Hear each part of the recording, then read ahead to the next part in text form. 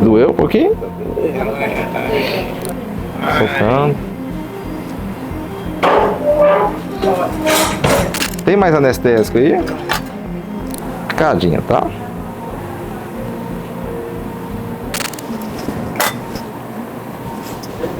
Aí foi. Eu passei, já senti o pulmão dele, já expandiu. Sinto ele respirando aqui, tá?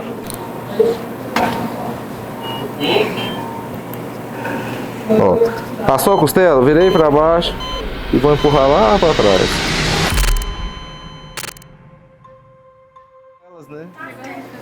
Então assim, a gente vai fazer uma drenagem torácica hoje, por conta de um quadro de um pneumotórax no paciente à direita, um paciente pós-operatório da parte ortopédica, e acabou evoluindo, né, para um pneumotórax. Paciente estável, mas a extensão do pneumotórax é ideal que a gente faça a drenagem de tórax. Começou com um pouquinho mais de desconforto, fazendo um pouquinho de alteraçõezinhas e tudo mais, então a gente vai acabar drenando, tá? Qual outra indicação que a gente tem para drenagem torácica? Derrame pleural, hemotórax, epiema, né? Então são indicações para a gente drenar, né?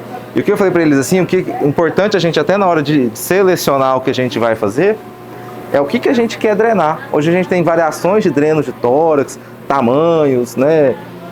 Dispositivos diferentes, formas diferentes. A gente tem com um frasco, 2 frascos, colocado a vácuo. Então assim, tudo isso a gente vai ver de acordo com a patologia dele e o que a gente quer drenar, tá?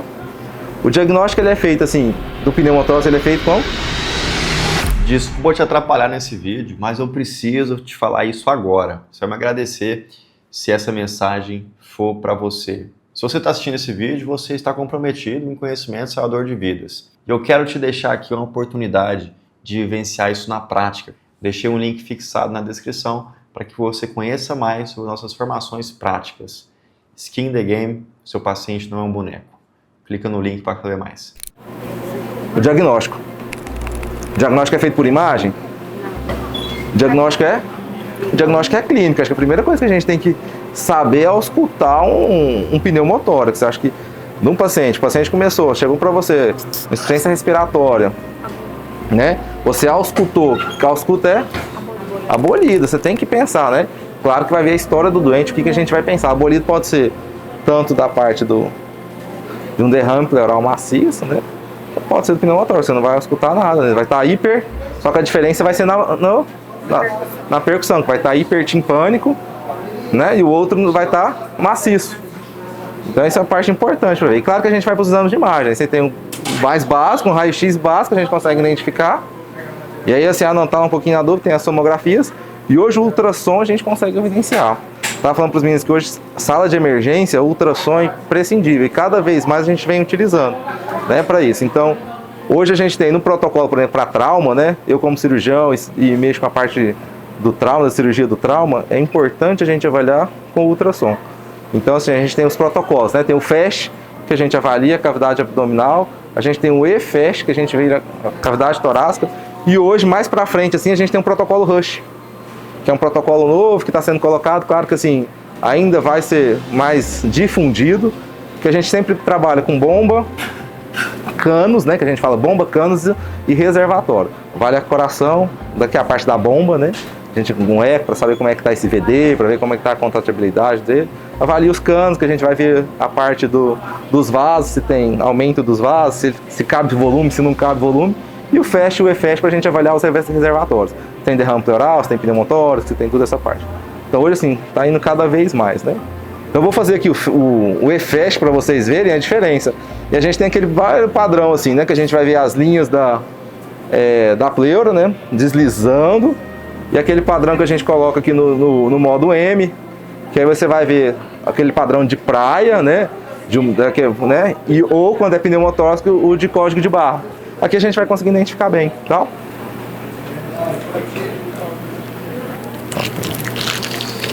Então assim, pra gente avaliar, vamos avaliar um normal aqui pra gente consegue ver bem, tá? Então a coisa que a gente vai ver ali, a pleura lá em cima, lá, tá vendo, ó? Consegue identificar? Ó, deslizando bonitinho a pleura lá, o branquinho lá. A gente consegue ver bem, tá? Que aqui, ó, no preto é costela, tá vendo? É um sombreamento. Então, se eu colocar aqui o meu modo M em cima do preto, eu vou ter totalmente diferente, tá? Então, assim, preocupar em colocar no parênquima pulmonar. Então, colocou lá no parênquima pulmonar, a gente vai ter um perfil de... Aqui é coração. Ai.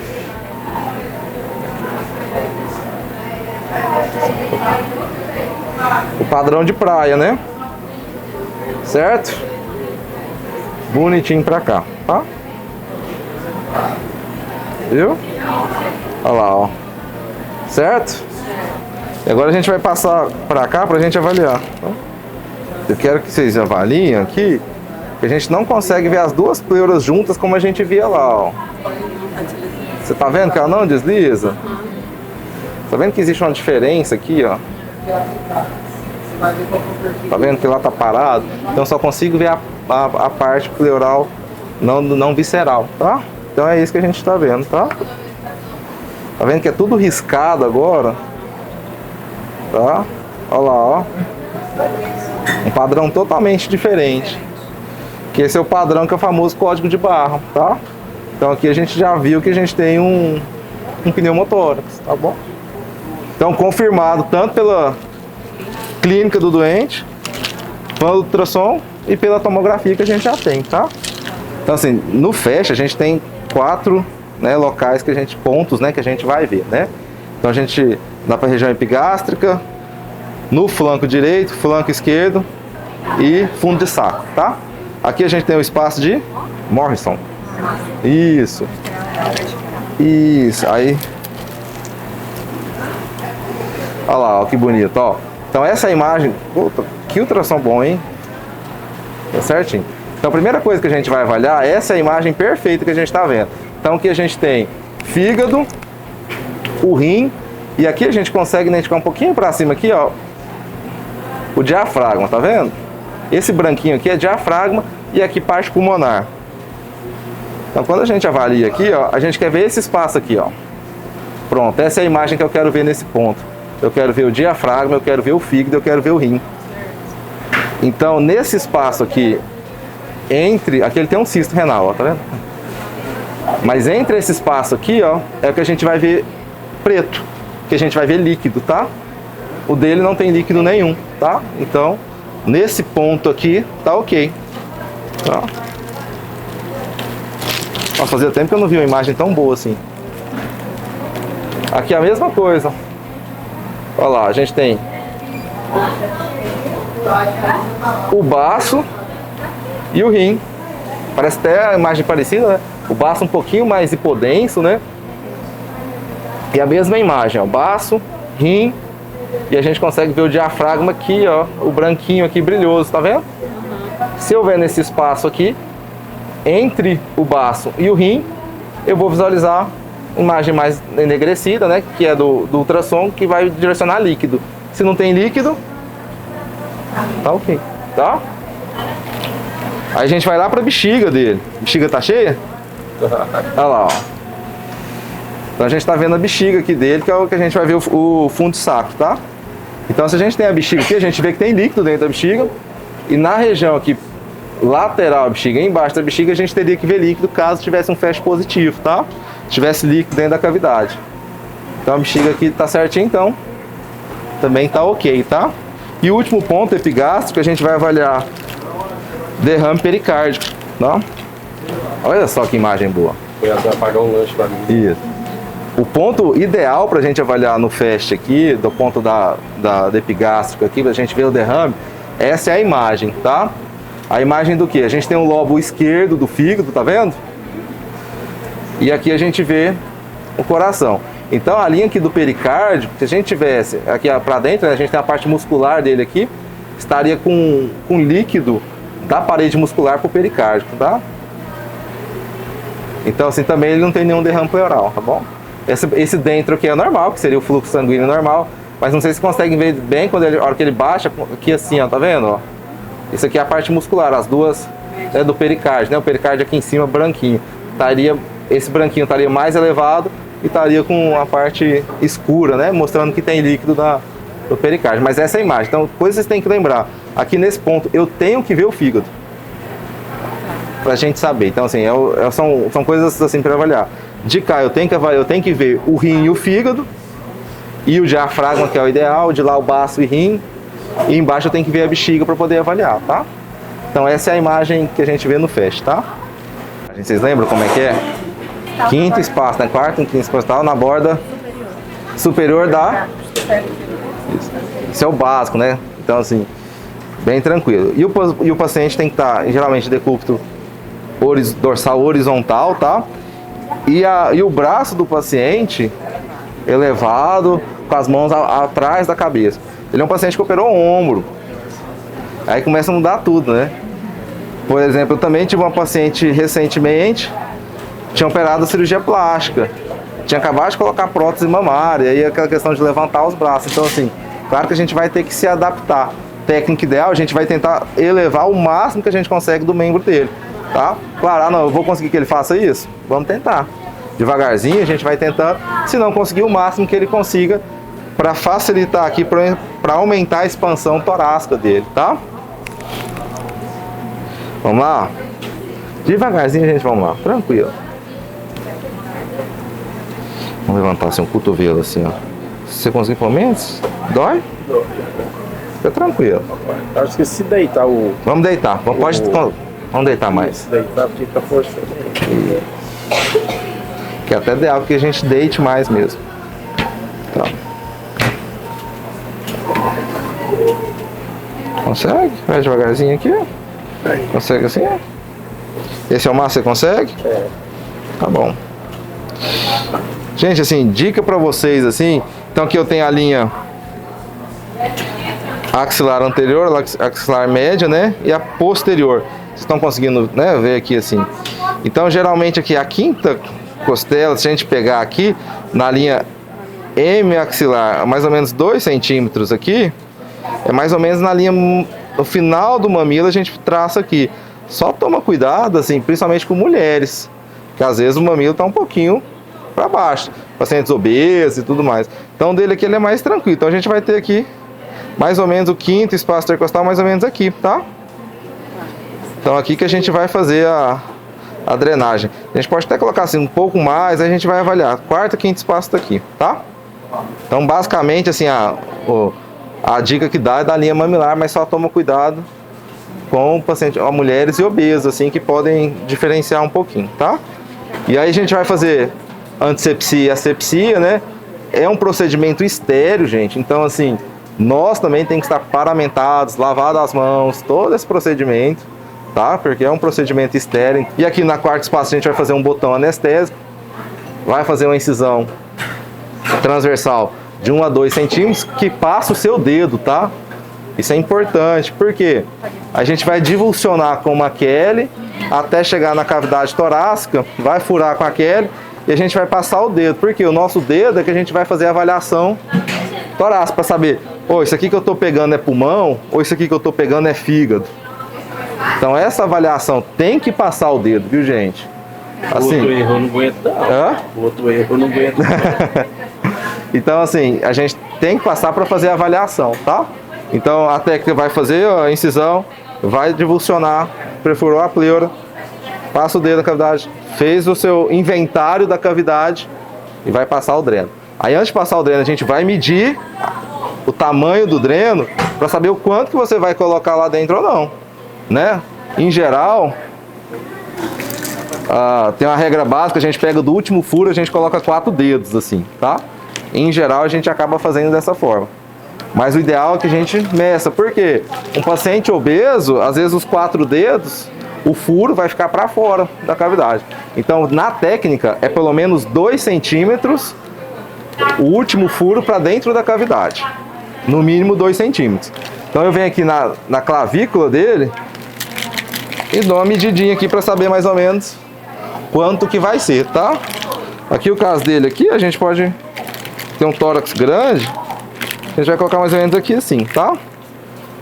Certo? Vai dar um pouquinho mais, vai dar 5 dedos assim, entendeu? Então cuidado sempre com isso.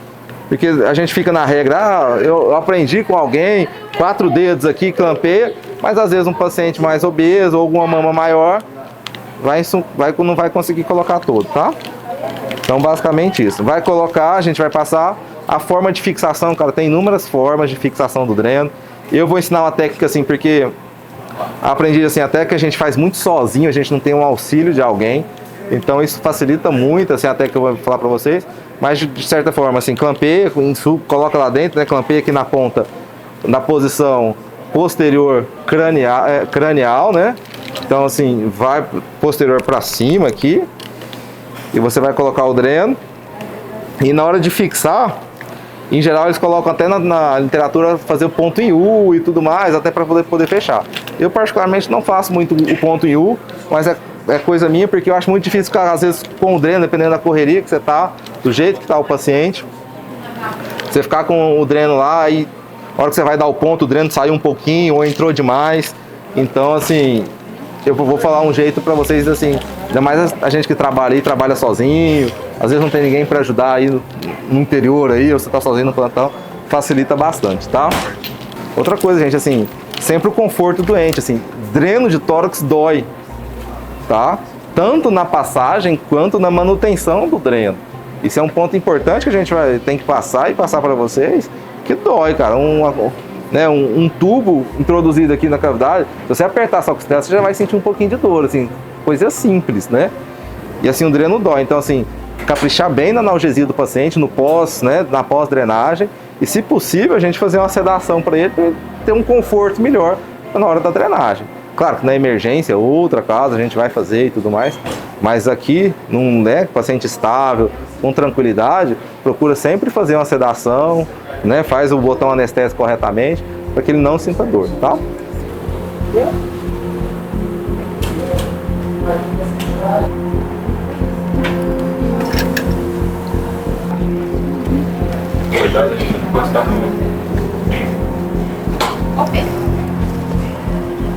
Ó, vai tranquilo aí, tá bom?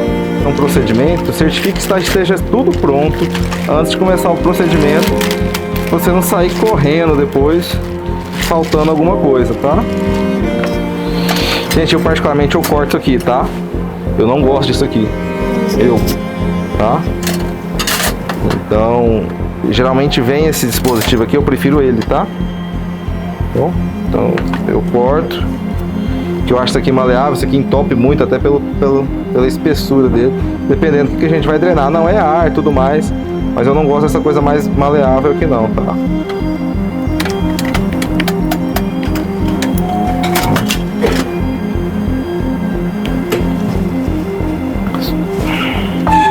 Vou deixar esse negócio aqui, ó. Pronto. Então lá eu medi ele lá, né? Deu mais ou menos 5 dedos aqui depois. Clampeei aqui, porque aqui é o limite que eu vou poder, né, introduzir nele, né, no paciente. Aqui na linha aqui, tá? Na linha axilar, a gente pega a linha axilar média, mais ou menos 2 centímetros acima, tá? Mais ou menos aqui, tá bom? No quinto espaço intercostal. Picadinha, tá? Vai arder um pouquinho, mas logo passa. Faça um botão anestésico. Em geral, como a parte da inervação ela vem, né, dessa forma, às vezes eu até dreno uma picadinha aqui embaixo, tá? Que eu dreno na parte inferior e na parte superior.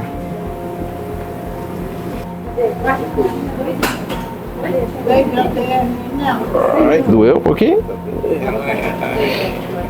Foi.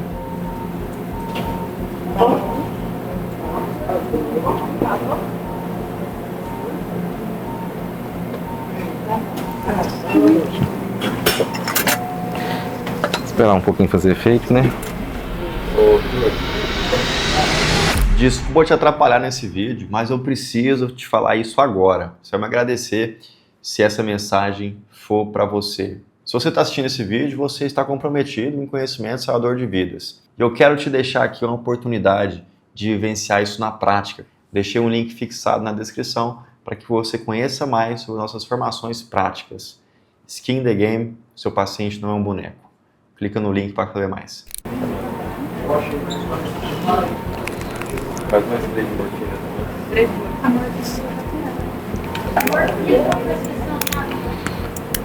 E aí, gente, sempre utilizam a Kelly, tá? A curva, para fazer a dissecção, por conta da parte rumba, tá? Então a dissecção é feita devagar, cautelosa, até você chegar ali na pleura. A hora que você sentir que tá na pleura, introduz, faz um furinho, abre e introduz a mão, tá? Você vai escutar, às vezes a gente vai conseguir escutar aqui, a hora que soltar, porque tem muito ar, um barulhinho de escape, tá? Deu soninho? Aguenta firme aí. Então aqui, ó, você sente as duas costelas aqui, tá? Na pinça, tá? Soltando.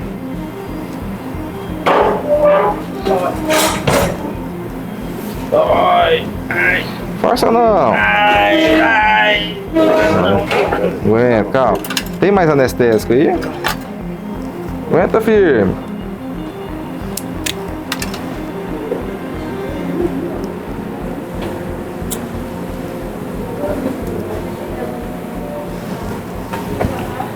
Picadinha, tá?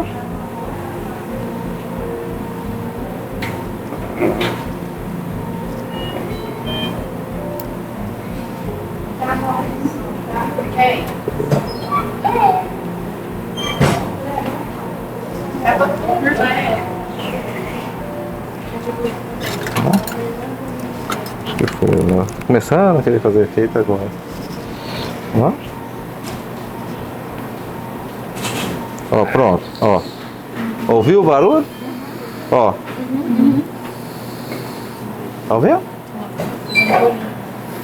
Ai! Dói um pouquinho. Ó. Será que tinha um pouquinho de ar aí dentro? Ai! Isso. Vai tossir um pouquinho. Tem que abrir um pouquinho, vai passar meu dedo aqui não. É ruim fazer com o paciente acordado. O paciente acordado ele sente. Entra, filho. Então tá aqui.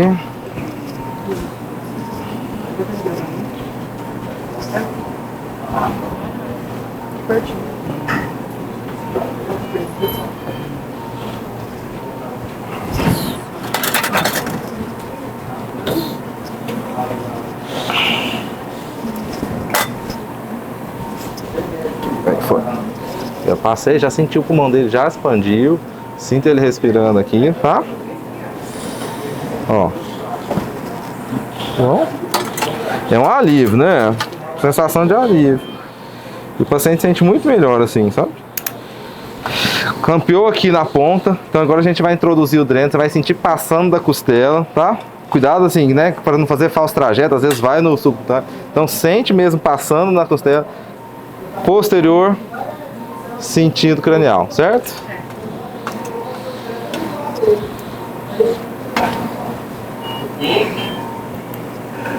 Ó, passou a costela, virei para baixo e vou empurrar lá para trás. Ó, fica até corando aqui, já viu? Pronto. Agora eu até passo aqui, ó, para facilitar.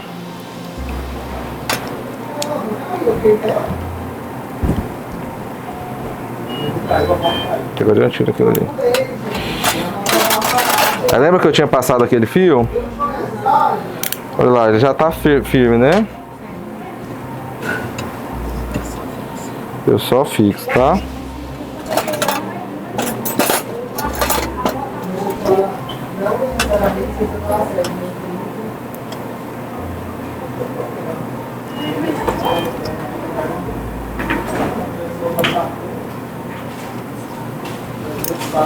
Que hora que eu puxo, ó, ele entra, ó. Então fica mais fácil, ó. Soltar aqui, que ele já tá clampeado aqui embaixo, tá? E, ó. A hora que eu fecho daqui, ó, ele puxa pro local que tem que fazer. Então, como eu tô sozinho, não precisa alguém ficar segurando, com medo dele sair e tudo mais. que eu já marquei ali, tá? E aí a gente vem fazendo a bailarina, tá?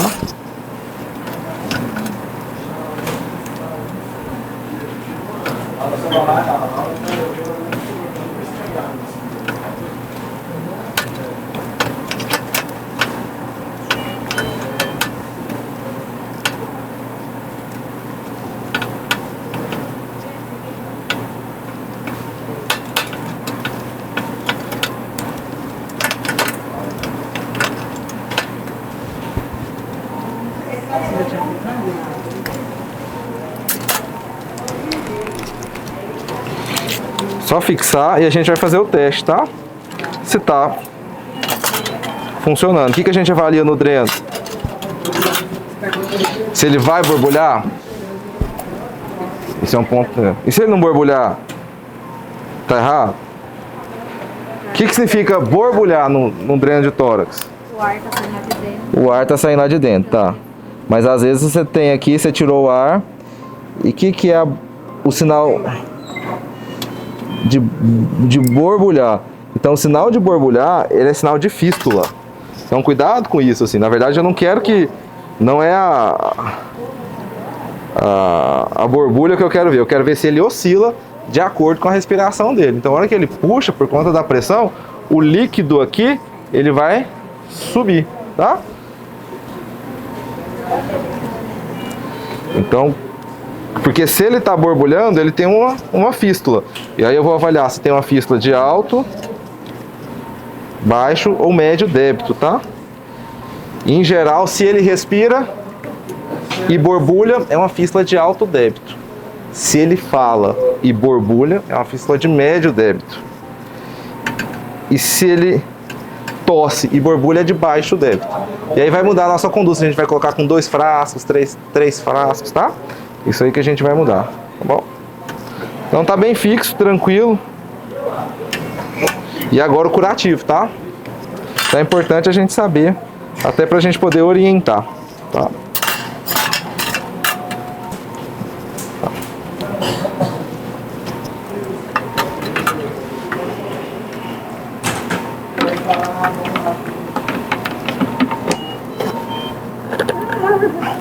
Sempre quantificar antes, assim, ela colocou lá 500 ml, tem que sempre anotar, até para você ver a débito depois, tá? E sempre abaixo do paciente, tá clampeado, aí por isso que a gente tá trabalhando aqui em cima. A hora que eu abaixar, eu posso desclampear, tá?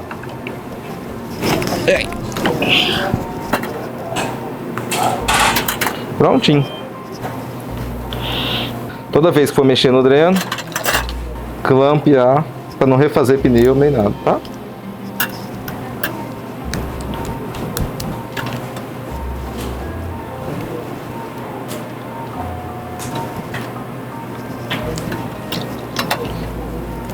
Finalizado. Dúvidas, meninos? Certo. Tem mistério não, é fazer, tá? É saber a técnica correta e fazer. E aí, gostou do vídeo? Se você gostou, eu quero que você me fala com um gesto, que é clicar em gostei, porque isso vai fazer com que mais vídeos como esse sejam mostrados até você. E para ajudar outras pessoas, inclusive outros médicos, na nossa missão de 1 milhão de vidas salvas nos próximos 10 anos, comenta aqui o que você já viveu de experiência em relação a esse tema, o que você quer ver no conteúdo da Liberdade Médica. Olha o tanto de vídeo legal que pode gerar valor para sua formação médica, que vai aparecer aqui do lado. E principalmente, para você dar o próximo passo em relação à confiança, eu quero te apresentar o programa de formação médica que mais cresce no Brasil e o mais bem avaliado, segundo avaliações públicas do Google. Deixei um link descrito aqui, link fixado para você conhecer. Conhecimento que liberta.